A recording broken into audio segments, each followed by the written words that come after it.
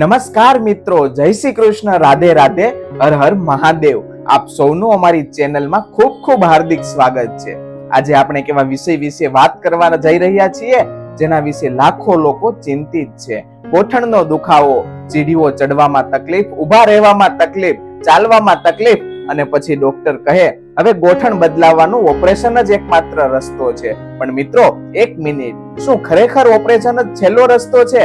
શું દરેક ગોઠણના દર્દીઓએ ઓપરેશન કરાવવું જ પડે? અને સૌથી મોટો પ્રશ્ન, ઓપરેશન કરાવી લીધા પછી શું ખરેખર જીવન પહેલાની જેમ થઈ જાય છે? મિત્રો, આજે જે વાત હું તમને જણાવવાનો છું તે સાંભળ્યા પછી કદાચ તમે કોઈ પણ નિર્ણય લેતા પહેલા 2 વાર જરૂર વિચારશો. કારણ કે ઘણી વખત માણસ દુખાવાથી એટલો કંટાળી જાય છે કે ઉતાવળમાં નિર્ણય લઈ લે છે, પણ પછી શરીર તે ઉતાવળને ક્યારેય સારી નથી થતી. મિત્રો, તમને પણ આવું થાય છે ને? સવારે ઉઠો ત્યારે ગોઠણ જકડાયેલા લાગે, થોડું ચાલો તો દુખાવો થાય, થોડું બેસી જાવ પછી ફરી ઊભા થવામાં તકલીફ, અને ધીમે ધીમે મનમાં ડર બેસી જાય, હવે કદાચ ઓપરેશન કરાવવું જ પડશે. પણ અહીં એક રસપ્રદ વાત છે. ઘણા લોકોને એક્સરે જોતા ડોક્ટર કહે છે કે ગોઠણ ઘસાઈ ગયા છે, પરંતુ આશ્ચર્યની વાત એ છે કેટલાક લોકોમાં એક્સરે ખૂબ જ ખરાબ હોય છતાં પણ દુખાવો ઓછો હોય છે, અને કેટલાક લોકોમાં એક્સરે સામાન્ય હોય છે છતાં પણ દુખાવો ઘણો હોય છે. આવું કેમ થાય છે? કારણ કે ગોઠણનો પ્રશ્ન માત્ર હાડકાથી નથી, તેમાં સ્નાયુઓ, લિગામેન્ટ, વજન, જીવનશૈલી, ખોરાક અને શરીરમાં રહેલા સોજો પણ જવાબદાર હોઈ શકે છે. અને અહીંથી શરૂ થાય છે સૌથી મોટી ગેરસમજ. ઘણા લોકોને લાગે છે કે એકવાર ગોઠણ ઘસાઈ જાય એટલે કંઈ હવે થઈ શકતું નથી. પણ સવાલ એ છે કે શું તમે ગોઠણને આરામ આપ્યો છે? શું તમે વજન ઘટાડવાનો પ્રયત્ન કર્યો છે? શું તમે યોગ્ય કસરત કરી છે? શું તમે ખોરાકમાં ફેરફાર કર્યો છે? શું તમે શરીરમાં રહેલા સોજાને ઘટાડવાનો પ્રયત્ન કર્યો છે? જો જવાબ ના હોય તો કદાચ હજુ ઘણા રસ્તા બાકી હોઈ શકે. મને એક વ્યક્તિની યાદ આવે છે. ઉંમર લગભગ 62 વર્ષ, ચાલવામાં ખૂબ જ તકલીફ. ઘરે બધા કહીને રહ્યા હતા કે હવે ઓપરેશન કરાવી દો, પણ તેમણે ઉતાવળ ન કરી. તેમણે પોતાના વજન પર કામ કર્યું, થોડી થોડી કસરત શરૂ કરી, ખોરાકમાં ફેરફાર કર્યો અને થોડા મહિનામાં સ્થિતિમાં નોંધપાત્ર સુધારો આવ્યો. મિત્રો, હવે આનો અર્થ એવો નથી કે દરેક વ્યક્તિ ઓપરેશન ટાળી શકે. ના, કેટલાક કેસોમાં ઓપરેશન ખરેખર જરૂરી હોય છે, પરંતુ પ્રશ્ન એ છે કે શું તમે બધા વિકલ્પો અજમાવ્યા છે? અહીં એક ચોંકાવનારી વાત છે. દરેક ગોઠણનો દુખાવો ગોઠણની સમસ્યા હોવી જરૂરી નથી. ક્યારેક કમરની સમસ્યા પણ ગોઠણમાં દુખાવો આપે છે. મિત્રો, ક્યારેક સ્નાયુઓની નબળાઈ પણ કારણ બને છે. ક્યારેક વધેલું વજન પણ ગોઠણ પર વધારાનો બોજ મૂકે છે. કલ્પના કરો, તમારું વજન માત્ર 5 કિલો વધે તો ચાલતી વખતે ગોઠણ પણ અનેક ગણો વધારાનું દબાણ પડે છે. એટલે જ વજન ઘટાડવું ઘણા લોકો માટે ચમત્કાર સમાન સાબિત થાય છે. પણ હવે એક મહત્વનો પ્રશ્ન, જો ઓપરેશન કરાવી લો તો શું બધું જ પરફેક્ટ થઈ જાય છે? આ પ્રશ્નનો જવાબ આપણે આગળના વિડીયોમાં જાણીશું. કારણ કે ઘણા લોકો ઓપરેશન પછીની વાસ્તવિકતા વિશે જાણતા જ નથી, અને કેટલીક એવી વાતો છે જે નિર્ણય લેતા પહેલા જાણવી ખૂબ જ જરૂરી બને છે. તેથી વિડીયો ક્યાંય સ્કીપ ન કરશો, કારણ કે આગળ જે વાત આવવાની છે તે કદાચ તમારા જીવનનો સૌથી મહત્વનો આરોગ્ય સંબંધિત નિર્ણય બદલાવી શકે છે. ચાલો હવે આગળ સમજીએ. હવે સૌથી મોટો પ્રશ્ન, આખરે ની રિપ્લેસમેન્ટ ઓપરેશનમાં થાય છે શું? ઘણા લોકો વર્ષો સુધી ડરતા રહે છે.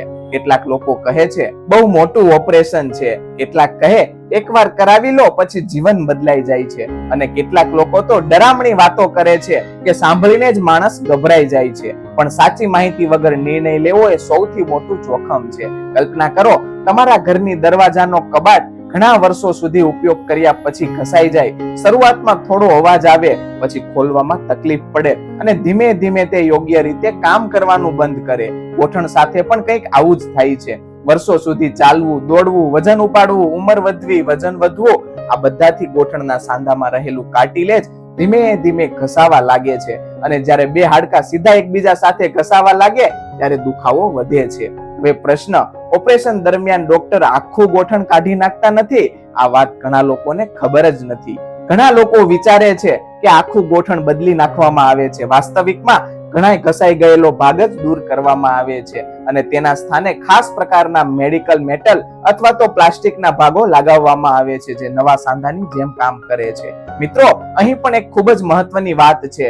ઓપરેશન નવું ગોઠણ આપતું નથી, ઓપરેશન એક કૃત્રિમ સાંધો આપે છે. આ બંને વચ્ચેનો તફાવત સમજવો ખૂબ જ જરૂરી છે. કારણ કે કેટલાક લોકો વિચારે છે કે હવે તેઓ ફરી 25 વર્ષની ઉંમર જેવી દોડધામ કરી શકશે, પરંતુ હકીકત થોડી અલગ હોઈ શકે છે. તમે પણ કદાચ આવા લોકો જોયા જ હશે.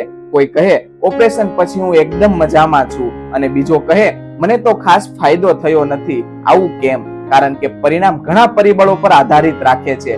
વ્યક્તિની ઉંમર, વજન, સ્નાયુઓની સ્થિતિ, ડાયાબિટીસ, હૃદયની તબિયત અને ઓપરેશન પછીની ફિઝિયોથેરાપી. અને અહીં મોટા ભાગના લોકો સૌથી મોટી ભૂલ કરે છે. તેમને લાગે છે કે ઓપરેશન થઈ ગયું એટલે કામ પૂરું, પણ વાસ્તવિક સફર તો ત્યાર પછી જ શરૂ થાય છે. ઓપરેશન પછીની પ્રથમ કેટલીક અઠવાડિયા ખૂબ જ મહત્વના હોય છે.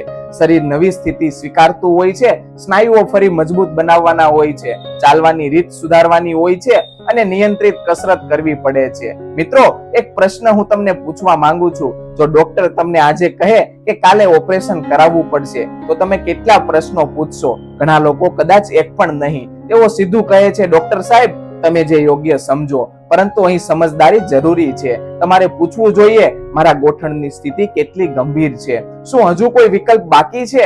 શું વજન ઘટાડવાથી મદદ મળી શકે? શું ફિઝિયોથેરાપીથી સુધારો થઈ શકે? શું ઇન્જેક્શન અથવા બીજી સારવાર મદદરૂપ થઈ શકે?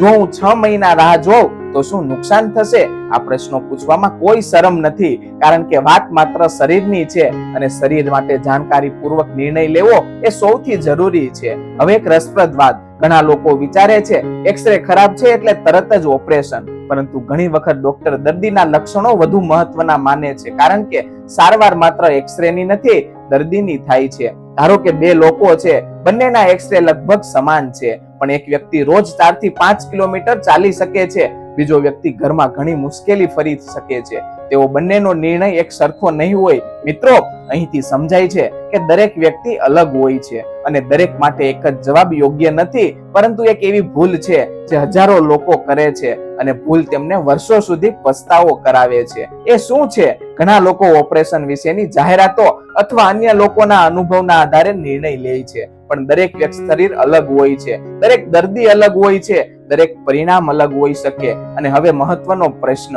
શું એવા કેટલાક સંકેતો છે જ્યાં ખરેખર ઓપરેશન જરૂરી બની શકે? શું એવા કોઈ કેસ હોય છે જ્યાં વધુ રાહ જોવી નુકસાનકારક બની શકે? અને કયા લોકો માટે ઓપરેશન સૌથી વધુ સફળ રહે છે? અત્યાર સુધી આપણે એક મહત્વની વાત સમજ્યા છીએ. દરેક ગોઠણના દુખાવામાં ઓપરેશન જરૂરી નથી, પણ હવે બીજી બાજુની સચ્ચાઈ પણ જાણવી જરૂરી છે, કારણ કે કેટલાક લોકો એવા પણ હોય છે જે વર્ષો સુધી ડરતા રહે છે, દુખાવો સહન કરતા રહે છે અને જ્યાં ખરેખર ઓપરેશનની જરૂર હોય છે ત્યાં પણ નિર્ણય લેતા નથી. એટલે આજે આપણે જાણીશું કયા સંજોગોમાં ની રિપ્લેસમેન્ટ ખરેખર જરૂરી બની શકે. એક સવાલ પૂછું, જો તમારા ઘરની છતમાંથી થોડું થોડું પાણી ટપકતું હોય તો તમે સમારકામ કરાવી શકો, પણ જો આખી છત જ નબળી થઈ ગઈ હોય તો માત્ર રંગો રંગન કામ નહીં કરે. ક્યારેક આખી રચના બદલવી પડે. ગોઠણ સાથે પણ આવું જ છે. ઘણા વર્ષોથી ઘસારો ચાલતો રહે, કાર્ટિલેજ લગભગ ખતમ થઈ જાય, હાડકાં સીધા એકબીજા સાથે ઘસાય અને દરેક પગલે અસહ્ય દુખાવો થાય, ત્યારે ઓપરેશનનો વિચાર યોગ્ય બની શકે. પણ મિત્રો, ડોક્ટર માત્ર એક્સરે જોઈને નિર્ણય લેતા નથી, તેઓ સૌથી પહેલા તમારી રોજિંદી જિંદગી જોવે છે. કલ્પના કરો, એક વ્યક્તિને દુખાવો છે, પણ તે હજુ પણ બજારમાં જઈ શકે છે, ઘરના કામ કરી શકે છે, ધીમે ધીમે ચાલી શકે છે. બીજી તરફ બીજી વ્યક્તિ બેડ પરથી ઊભી થવામાં પણ મુશ્કેલી થાય છે, બાથરૂમ જવામાં પણ તકલીફ પડે છે, રાત્રે ઊંઘ નથી આવતી, દરેક પગલે દુખાવો થાય છે. તો બંનેની સ્થિતિ અલગ છે. સૌથી મોટો સંકેત શું છે? જ્યારે દુખાવો તમારા જીવનની ગુણવત્તા છીનવી લે છે, જ્યારે તમને લાગે છે હું હવે પહેલા જેવી જિંદગી જીવી શકતો નથી, ત્યારે ગંભીરતાથી વિચારવાની જરૂર પડે છે. અને અહીં એક વાત ખૂબ જ મહત્વની છે. ઘણા લોકો કહે છે હું તો દુખાવો સહન કરી લઈશ, પણ લાંબા સમય સુધી દુખાવો સહન કરવાથી પણ નુકસાન થઈ શકે છે. કેમ? કારણ કે માણસ ચાલવાનું ઓછું કરી દે છે, શરીરનું વજન વધવા લાગે છે, સ્નાયુઓ નબળા પડે છે, સંતુલન બગડે છે અને આખું શરીર અસરગ્રસ્ત થાય છે.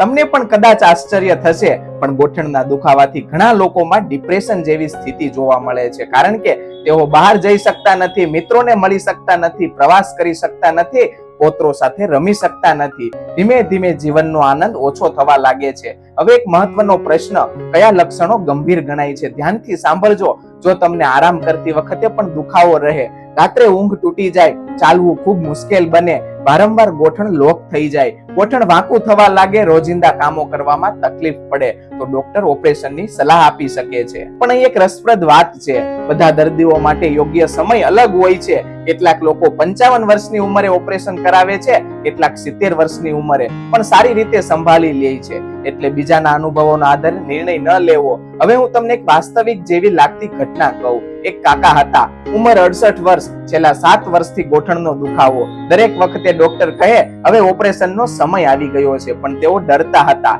દર વર્ષે નિર્ણય ટાળી દેતા. ધીમે ધીમે સ્થિતિ ખરાબ થતી ગઈ, ચાલવાનું ઘટી ગયું, વજન વધ્યું, સુગર વધી, સ્નાયુઓ નબળા પડ્યા અને આખરે જ્યારે ઓપરેશન કરાવ્યું ત્યારે રિકવરી વધુ મુશ્કેલ બની ગઈ. આ ઘટનામાંથી શું શીખવા મળે છે? ડર અને ઉતાવળ બંને નુકસાનકારક છે. સાચો નિર્ણય યોગ્ય સમયે લેવો જ ખૂબ જ જરૂરી બને છે. મિત્રો, અહીંથી એક નવી ચર્ચા શરૂ થાય છે, કારણ કે ઘણા લોકો પૂછે છે, જો ઓપરેશન કરાવી લઈએ તો ગોઠણ કેટલા વર્ષ ચાલે? ફરીથી ઓપરેશન કરાવવું પડે? કોઈ સાઈડ ઇફેક્ટ થાય? શું ખરેખર જીવન બદલાઈ જાય? આ બધા પ્રશ્નોના જવાબ વગર નિર્ણય લેવો યોગ્ય નથી. અને આગળના જે વાત કરવાની છે તે કદાચ સૌથી વધુ લોકો જાણવા માંગે છે, કારણ કે હવે આપણે જાણીશું ઓપરેશનના ફાયદા શું છે, જોખમો શું છે અને એવી કઈ વાત છે જે ઘણી વખત જાહેરાતોમાં કે લોકોની ચર્ચામાં સાંભળવા મળતી નથી. તેથી આગળનો ભાગ બિલકુલ ચૂકશો નહીં, કારણ કે હવે વાત થવાની છે ની રિપ્લેસમેન્ટની સૌથી મોટી સચ્ચાઈ વિશે.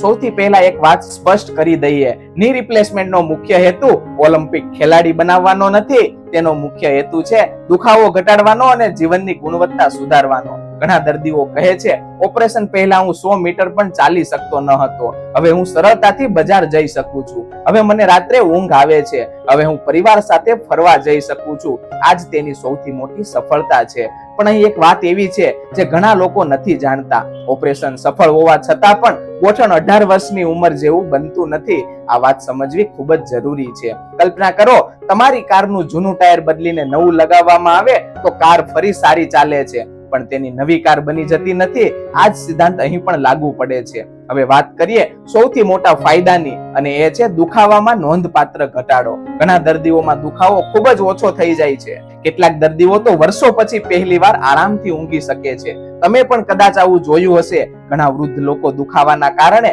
ઘરની બહાર જવાનું બંધ કરી દે છે, સગા સંબંધીઓના કાર્યક્રમમાં નથી જતા, પ્રવાસ નથી કરતા, મંદિરે નથી જઈ શકતા, પુત્રો સાથે રમી નથી શકતા, અને જ્યારે સફળ સારવાર થાય ત્યારે તે ફરીથી જીવનમાં ગતિ મળે છે. એટલે ઘણા લોકો માટે માત્ર ઓપરેશન નથી, પણ જીવનમાં ફરી સ્વતંત્રતા મેળવવાનો રસ્તો હોય છે. પણ મિત્રો, જ્યાં ફાયદો હોય ત્યાં કેટલીક મર્યાદાઓ પણ હોય છે, અને સમજદાર વ્યક્તિ બંને જાણીને નિર્ણય લે છે. હવે એક સવાલ, શું દરેક ઓપરેશન 100% સફળ થાય છે? જવાબ છે ના. કોઈ પણ મેડિકલ પ્રક્રિયામાં સંપૂર્ણ ગેરંટી હોતી નથી. કેટલાક દર્દીઓમાં ચેપ લાગી શકે, કેટલાકમાં સોજો લાંબો સમય રહી શકે, કેટલાક લોકોને રિકવરી વધુ સમય લાગી શકે, કેટલાક દર્દીઓમાં અપેક્ષા અને વાસ્તવિક પરિણામ વચ્ચે તફાવત હોઈ શકે. એટલે જ અનુભવી ડોક્ટર હંમેશા કહે છે, યોગ્ય અપેક્ષા રાખો. હવે એક ખૂબ જ મહત્વનો મુદ્દો, ઘણા લોકો વિચારે છે ઓપરેશન થઈ જશે પછી કસરત કરવાની જરૂર નહીં પડે. આ સૌથી મોટી ભૂલ છે. હકીકતમાં ઓપરેશન પછી ફિઝિયોથેરાપી ઘણી વખત ઓપરેશન જેવી જ મહત્વની બની જાય છે. જો સ્નાયુઓ મજબૂત નહીં બને તો પરિણામ પણ મર્યાદિત રહી શકે. અને અહીં એક રસપ્રદ વાત છે, ઘણા દર્દીઓ સફળતાનું રહસ્ય માત્ર સર્જરી નથી, પણ સર્જરી પછીની શિસ્તબદ્ધ અભિગમ છે. રોજની કસરત, યોગ્ય આહાર, વજન નિયંત્રણ, ડોક્ટરનું સલાહનું પાલન, આ બધી બાબતો મળીને લાંબા ગાળાનું પરિણામ આપે છે. હવે સૌથી વધુ પૂછાતો પ્રશ્ન, નવું ગોઠણ કેટલા વર્ષ ચાલે? મિત્રો, આનો જવાબ વ્યક્તિ પ્રમાણે બદલાય છે. ઉંમર, વજન, શારીરિક પ્રવૃત્તિ અને અન્ય પરિબળો પર આધાર રાખે છે. પણ સામાન્ય રીતે ઘણા દર્દીઓ કૃત્રિમ સાંધો લાંબા વર્ષ સુધી સારી રીતે કામ કરી શકે છે. અહીં પણ એક વાત યાદ રાખજો, જેટલું વજન વધારે એટલું વધારે દબાણ, જેટલું વધારે દબાણ એટલો વધારે ઘસારો. એટલે જ વજન નિયંત્રણ ખૂબ જ મહત્વપૂર્ણ છે. અહીં એક એવી રીત ગેરસમજ છે જે હજારો લોકોમાં જોવા મળે છે. તેઓ માને છે મારા મિત્રએ કરાવ્યું અને સારું થયું એટલે મને પણ કરાવવું જોઈએ. પણ દરેક શરીર અલગ છે, દરેક દર્દી અલગ છે, દરેક રિપોર્ટ અલગ છે, દરેક જીવનશૈલી અલગ છે. એટલે બીજાના અનુભવ પરથી નહીં, પણ તમારી પોતાની સ્થિતિના આધારે નિર્ણય લેવો. અને હવે એક એવો પ્રશ્ન જે ઘણા લોકોના મનમાં ચાલી રહ્યો હશે, જો ઓપરેશન ટાળી શકાય તો કેવી રીતે? શું એવી કુદરતી રીતો છે જે ગોઠણને મદદ કરી શકે? શું વજન ઘટાડવાથી ખરેખર ફરક પડે કરે છે? શું કસરત અને ખોરાક દ્વારા રાહત મળી શકે?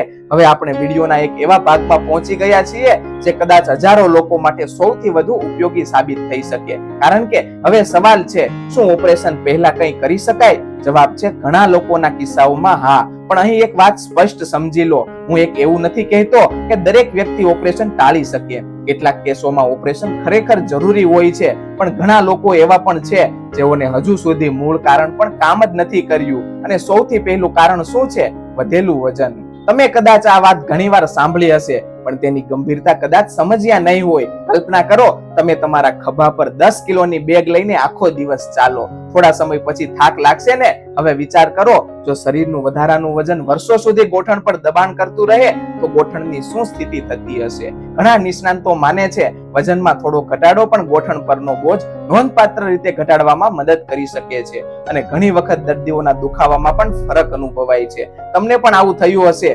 વજન મોડું વધે અને સીડીઓ ચડવામાં વધુ તકલીફ થવા લાગે. આ કોઈ સંયોગ નથી. હવે વાત કરીએ કસરતની. અહીં સૌથી મોટી ગેરસમજ શું છે? ઘણા લોકો વિચારે છે ગોઠણ દુખે છે એટલે આરામ કરવો. થોડો આરામ જરૂરી હોઈ શકે, પણ સતત આરામ ઘણા વખત નુકસાનકારક બની શકે છે મિત્રો. કારણ કે સ્નાયુઓ નબળા પડવા લાગે, અને જ્યારે સ્નાયુઓ નબળા પડે છે ત્યારે ગોઠણ પરનો ભાર વધુ વધી જાય છે. એક રસપ્રદ ઉદાહરણ સમજીએ. જો કોઈ મકાનના થાંભલા મજબૂત હોય તો આખું મકાન મજબૂત રહે છે, પણ થાંભલા જ નબળા પડે તો આખી રચના પર તેની અસર થાય છે. તમારા પગના સ્નાયુઓ પર ગોઠણ કોણ એવા જ થાંભલા છે મિત્રો. અહીં એક સેકન્ડ રોકાઈને વિચારો, જો સ્નાયુઓ મજબૂત થઈ જાય, વજન થોડું ઘટી જાય અને શરીરનો સોજો ઓછો થઈ જાય તો શું ગોઠણ પરનો ભાર ઓછો નહીં થાય? અને અહીંથી જ શરૂ થાય છે જીવનશૈલીની શક્તિ. હવે વાત કરીએ ખોરાકની. ઘણા લોકો માત્ર દવા પર ધ્યાન આપે છે, પણ ખોરાક પર નહીં. યાદ રાખજો, શરીર જે ખાય છે એમાંથી જ બને છે. જો રોજ ખૂબ પ્રોસેસ ખોરાક, જંક ફૂડ, વધારે પડતી મીઠાઈ અને વારંવાર તેલિયું ખવાય તો આખા શરીરના સોજાની પ્રક્રિયા વધી શકે છે. અને જ્યારે શરીરમાં સોજો વધે ત્યારે દુખાવો પણ વધુ અનુભવાઈ શકે. આનો અર્થ એ નથી કે કોઈ એક ખોરાક જાદુ કરી દેશે. એવી કોઈ ચમત્કારી વસ્તુ નથી, પણ સંતુલિત આહાર, પૂરતું પ્રોટીન, શાકભાજી, ફળો અને યોગ્ય જીવનશૈલી, આ બધું મળીને લાંબા ગાળે મદદરૂપ બની શકે છે. હવે એક એવી ભૂલ વિશે વાત કરીએ જે હજારો લોકો દરરોજ કરે છે. ભૂલ નંબર 1 છે દુખાવો થાય છતાં પણ શરીર પર વધુ ભાર મૂકવો. ભૂલ નંબર 2 છે વજન વધતું રહે છતાં પણ ધ્યાન ન આપવું. ભૂલ નંબર 3 છે ડોક્ટરની સલાહ વગર દવાઓ લેતા રહેવું. ભૂલ નંબર 4 છે કસરત સંપૂર્ણપણે બંધ કરી દેવી. ભૂલ નંબર 5 છે એક્સરે જોઈને પોતે જ નિર્ણય લઈ લેવો. ભૂલ નંબર 6 છે પાડોશીના અનુભવ પરથી સારવાર નક્કી કરવી. ભૂલ નંબર 7 છે દુખાવો સહન કરતા રહેવું અને વર્ષો સુધી તપાસ ન કરાવવી. ભૂલ નંબર 8 છે ફિઝિયોથેરાપીને મહત્વ ન આપવું. ભૂલ નંબર 9 છે ઓપરેશન વિશે માત્ર ડરવું અને સાચી માહિતી ન મેળવવી. ભૂલ નંબર 10 છે ઉતાવળમાં નિર્ણય નહીં લેવો. જીવનમાં મોટા ભાગની સમસ્યાઓનું કારણ અતિરેક હોય છે. અતિ ડર પણ નુકસાનકારક અને અતિ ઉતાવળ પણ નુકસાનકારક. તો સાચો રસ્તો શું છે? જાણકારી, સમજદારી અને યોગ્ય માર્ગદર્શન. તમે સોશિયલ મીડિયા પર ક્યારેય આવું જોયું છે? માત્ર 7 દિવસમાં ગોઠણ નવું બની જશે. આ એક તેલ લગાવો અને ઓપરેશન કેન્સલ. આ પાવડર ખાધા પછી કાર્ટિલેજ ફરી ઉગી જશે. જ્યારે માણસ દુખાવાથી પરેશાન હોય છે ત્યારે તેને કોઈ પણ આશા સોનાથી પણ કિંમતી લાગે છે. અને ઘણા લોકો આ જ નબળાઈનો ફાયદો ઉઠાવે છે. તો ચાલો આજે એક પછી એક ગેરસમજોનું વિશ્લેષણ કરીએ. ગેરસમજ નંબર 1, એક તેલથી ગોઠણ સંપૂર્ણ નવું થઈ જશે. તેલના માલિશથી થોડો આરામ અનુભવાઈ શકે, કારણ કે મસાજથી સ્નાયુઓને આરામ મળે છે, રક્ત પ્રવાહ સુધરે છે. પણ ઘસાયેલું કાર્ટિલેજ માત્ર તેલથી ફરી નવું થઈ જાય એવો દાવો વિશ્વસનીય નથી. ગેરસમજ નંબર 2, જેટલો વધુ દુખાવો એટલી વધુ ગંભીર સમસ્યા. આ હંમેશા સાચું નથી. કેટલાક લોકોનો દુખાવો વધુ હોવા છતાં પણ ઘસારો ઓછો હોય છે, અને કેટલાકમાં ઘસારો વધુ હોવા છતાં પણ દુખાવો ઓછો હોય છે. ગેરસમજ નંબર 3, ગોઠણ દુખે એટલે ચાલવાનું બંધ કરી દો. આ સૌથી ખતરનાક ગેરસમજમાંની એક છે. જો તમે સંપૂર્ણપણે બેસી જશો તો સ્નાયુઓ વધારે નબળા પડશે અને ઘણી વખત સ્થિતિ વધુ ખરાબ થઈ શકે છે. ગેરસમજ નંબર 4, ઓપરેશન એટલે જીવનભર બેડ પર. આજકાલ ઘણા દર્દીઓ ઓપરેશન પછી ફરીથી ચાલવા લાગે છે. હા, દરેક દર્દી અલગ હોય છે, પણ ઓપરેશનનો હેતુ જીવનની ગુણવત્તા સુધારવાનો હોય છે. ગેરસમજ નંબર 5, મારા પાડોશીને ફાયદો થયો એટલે મને પણ થશે. આ સૌથી સામાન્ય ભૂલ છે. તમારું શરીર, તમારી ઉંમર, તમારી તબિયત, તમારી પરિસ્થિતિ બધું જ અલગ છે. અને અહીં એક ખૂબ જ મહત્વની વાત, જો કોઈ ઉપચાર દરેક વ્યક્તિ માટે કામ કરતો હોત તો દુનિયાના કોઈ પણ સારવારની જરૂરત ન પડત. તમને પણ આવું અનુભવાયું હશે ને? એક વ્યક્તિ કોઈ ઘરેલું ઉપાયથી ખૂબ જ પ્રશંસા કરે છે, બીજો વ્યક્તિ કહે મને તો કોઈ ફરક જ પડ્યો નથી, કારણ કે દરેક શરીરનો પ્રતિસાદ અલગ હોય છે. હવે એક ખૂબ જ રસપ્રદ મુદ્દો, ઘણા લોકો માને છે મોંઘી સારવાર એટલે સારી સારવાર, પણ હંમેશા એવું નથી. સાચી સારવાર એ છે જે તમારી સ્થિતિને અનુકૂળ હોય. મોંઘી કે સસ્તી હોવું મુખ્ય મુદ્દો નથી. આજકાલ 30 સેકન્ડની રીલ્સમાં ઘણા લોકો મેડિકલ સુવિધા સમજાવી દે છે. આ એક વસ્તુ ખાવ, આ એક પીણું પીવો, આ એક નુસ્ખો અપનાવો, પણ હકીકતમાં માનવ શરીર એટલું સરળ નથી. એક જ સલાહ દરેક માટે યોગ્ય હોઈ શકે નહીં, અને અહીંથી શરૂ થાય છે છેતરપિંડી. કેટલાક લોકો દર્દીનો ડરનો ઉપયોગ કરે છે, કેટલાક દર્દીની આશાનો ઉપયોગ કરે છે, અને કેટલાક બંનેનો. જો કોઈ વ્યક્તિ તમને કહે 100% ગેરંટી ક્યારેક ફરી દુખાવો નહીં થાય, ડોક્ટરની જરૂર જ નહીં પડે, તો સાવધાન થઈ જજો, કારણ કે મેડિકલ ક્ષેત્રમાં સમજદાર નિષ્ણાતો સામાન્ય રીતે ગેરંટીના દાવા કરતા નથી. તેઓ સ્થિતિ સમજાવે છે, ફાયદા સમજાવે છે, મર્યાદાઓ સમજાવે છે, અને પછી નિર્ણય તમારો રહે છે. હવે ખૂબ જ મહત્વનો પ્રશ્ન, જો કોઈ વ્યક્તિ ઓપરેશન વિશે વિચારતો હોય તો તેનો નિર્ણય લેતા પહેલા કેટલાક પ્રશ્નો પૂછવા જોઈએ. કયા ટેસ્ટ જરૂરી છે, બીજો અભિપ્રાય લેવો જોઈએ, કઈ વાતો ચેક કરવી જોઈએ. હવે આપણે વાત કરવાના છીએ ઓપરેશન પહેલા પૂછાતા 20 સૌથી મહત્વના પ્રશ્નો વિશે. આ પ્રશ્નો તમને ખોટો નિર્ણય લેવાથી બચાવી શકે છે. આ પ્રશ્નો તમને વધુ આત્મવિશ્વાસ આપી શકે છે, અને કદાચ જીવનનો એક મોટો નિર્ણય વધુ સમજદારીથી લેવામાં મદદ કરી શકે છે. તો આગળનો ભાગ બિલકુલ ચૂકી ન જશો, કારણ કે હવે વાત માત્ર ગોઠણની નથી, વાત છે તમારા ભવિષ્યની, તમારા સ્વાતંત્રતાની અને જીવન જીવવાની ગુણવત્તાની. એક ક્ષણ માટે વિચાર કરો, જો તમે નવી કાર ખરીદવા જાઓ તો શું એક જ શોરૂમમાં જઈને તરત જ પૈસા ચૂકવી દોશો? નહીં ને.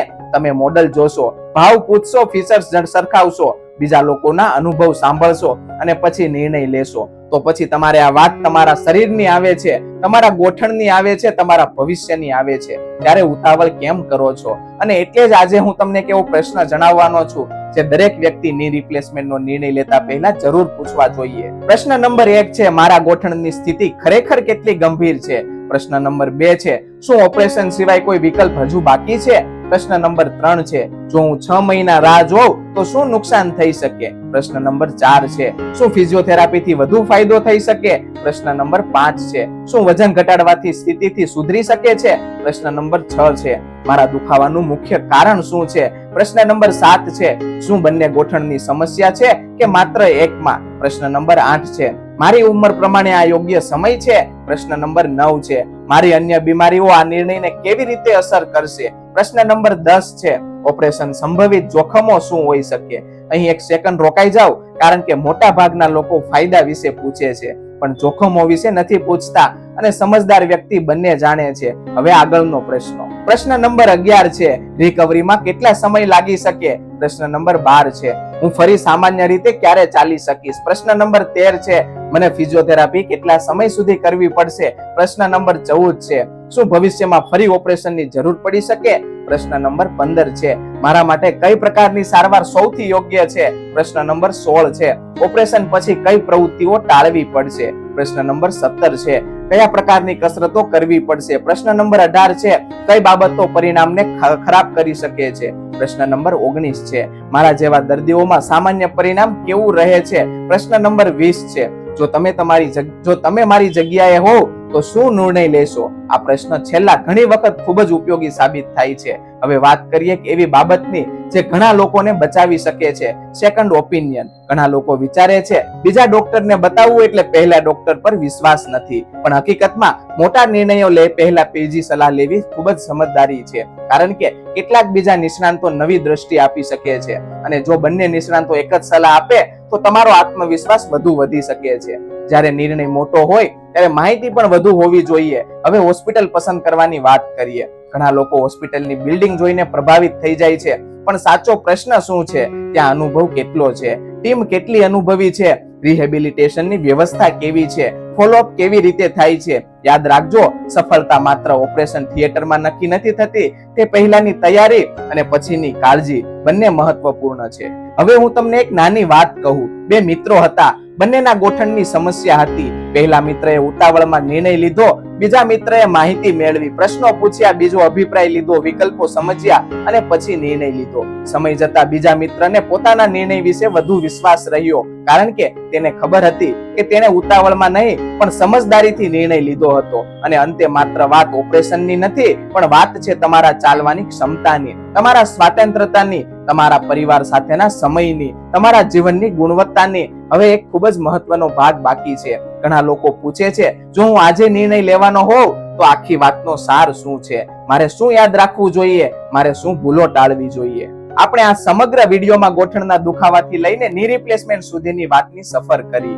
જો તમે અહીં સુધી જોડાયેલા રહ્યા છો તો સૌથી પહેલા તમારું દિલથી અભિનંદન, કારણ કે મોટા ભાગના લોકો માહિતી વગર નિર્ણય લે છે, પણ તમે માહિતી મેળવીને નિર્ણય લેવાના માર્ગ પર છો. હવે એક સવાલ પૂછો, આખા વિડીયોમાંથી તમને સૌથી મોટી શીખ શું મળી છે? કદાચ આ કે દરેક ગોઠણના દુખાવામાં ઓપરેશન જરૂરી નથી, અથવા કદાચ આ કે કેટલાક કેસોમાં ઓપરેશનથી ડરવું પણ યોગ્ય નથી, અથવા કદાચ આ કે સાચો નિર્ણય ઉતાવળમાં નહીં પણ સમજદારીથી લેવાય છે. જીવનમાં ઘણી વખત આપણે બે અતિરેક વચ્ચે ફસાઈ જઈએ છીએ. એક બાજુ ડર અને બીજી બાજુ ઉતાવળ. આ બંને નુકસાનકારક છે. જો ડરશો તો જરૂરી સારવાર પણ ટાળી દેશો. જો ઉતાવળ કરશો તો કદાચ એવી સારવાર પસંદ કરી લેશો જે હજુ જરૂરી જ ન હતી. એટલે સાચો રસ્તો શું છે? માહિતી, સમજ અને યોગ્ય માર્ગદર્શન. હવે હું તમને એક નાનકડી કલ્પના કરવા કહું છું. કલ્પના કરો, 5 વર્ષ પછીનો તમારો દિવસ. તમે સવારમાં ઉઠો છો, દુખાવાના ડર વગર ચાલો છો, પરિવાર સાથે બહાર જાઓ છો, પોત્રો સાથે રમો છો, મંદિરે જાઓ છો, મિત્રને મળો છો,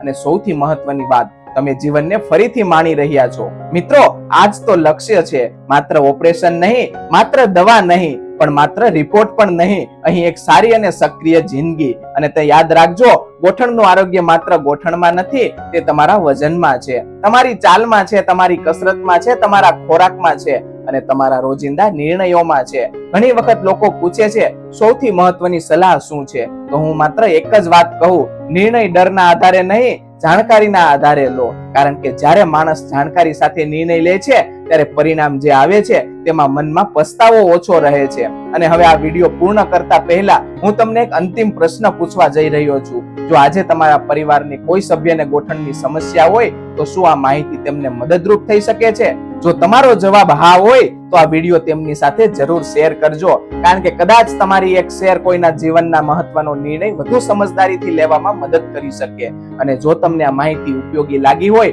તો વિડીયોને લાઈક કરજો, ચેનલને સબસ્ક્રાઇબ કરજો અને કોમેન્ટમાં જરૂર લખજો, હું જાણકારી સાથે નિર્ણય લઈશ. કારણ કે આરોગ્ય વિશે સૌથી મોટો નિયમ એ જ છે કે શરીર આપણું છે તો નિર્ણય પણ સમજદારીથી આપવો જ જોઈએ. આપણે પણ ફરી એક નવા અને ઉપયોગી વિષય સાથે મળીશું. ત્યાં સુધી સ્વસ્થ રહો, સજાગ રહો અને તમારા ગોઠણની કાળજી રાખતા રહો. આજે જે વાત આપણે કરી તે માત્ર ગોઠણના ઓપરેશન વિશે નહોતી, તે હતી સાચી માહિતીની શક્તિ વિશે, યોગ્ય નિર્ણય વિશે અને જીવનને વધુ સારું બનાવવાના પ્રયત્નો વિશે. અને કદાચ આજનો આ વિડીયો કોઈ એક વ્યક્તિ માટે માત્ર વિડીયો નહીં પણ એક નવી શરૂઆત બની શકે છે. જય હિન્દ, જય ભારત.